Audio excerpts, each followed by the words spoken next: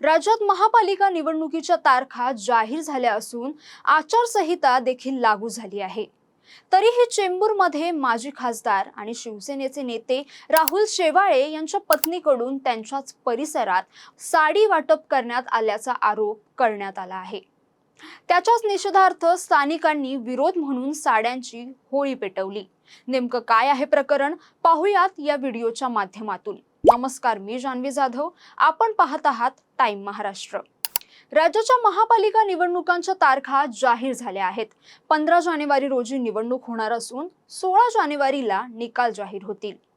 अशातच आचारसंहिता लागू झाली असताना देखील चेंबूर परिसरात कथितपणे आचारसंहितेचे उल्लंघन झाल्याचा आरोप करण्यात येत आहे।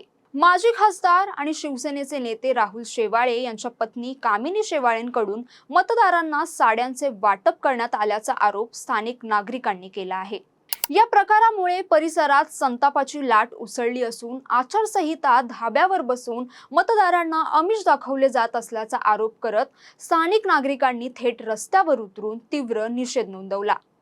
निषेधाचा एक भाग म्हणून काही नागरिकांनी साड्यांची होळी पेटवली, ज्यामुळे या प्रकरणाला वेगळेच वळण मिळाले।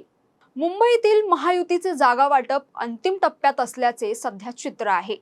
काही उमेदवारांच्या नावावर पक्षाकडून शिक्कामोर्तब करण्यात आला आहे।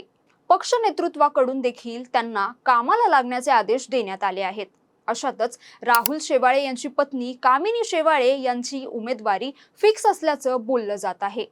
मुंबई महानगरपालिकेसाठी ठाकरे बंधू एकत्र आल्याने तसेच काँग्रेसने स्वतंत्र लढण्याचा निर्णय घेतल्याने गणितं थोडी बदलू लागली आहेत।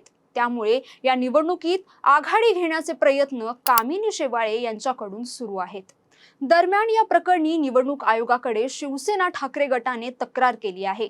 हे प्रकरण समोर आणून देत चेंबूरमध्ये मशालच पेटणार असा निर्धार शिवसेना ठाकरे गटाने व्यक्त केला आहे।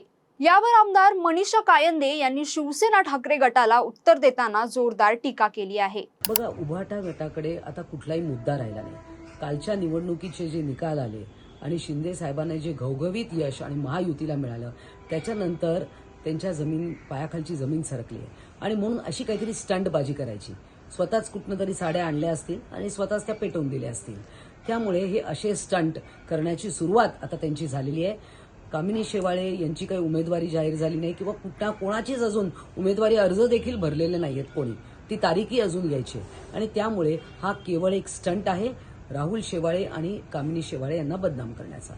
तर या प्रकरणी पुढे निवडणुकीत याचे काय परिणाम होतात, तुम्हाला या प्रकरणाबद्दल काय वाटतं? तुम्हाला हा व्हिडिओ कसा वाटला आम्हाला नक्की कमेंट करून सांगा आणि अशाच नवनवीन व्हिडिओसाठी टाइम महाराष्ट्रला फॉलो आणि सबस्क्राइब करायला विसरू नका। धन्यवाद।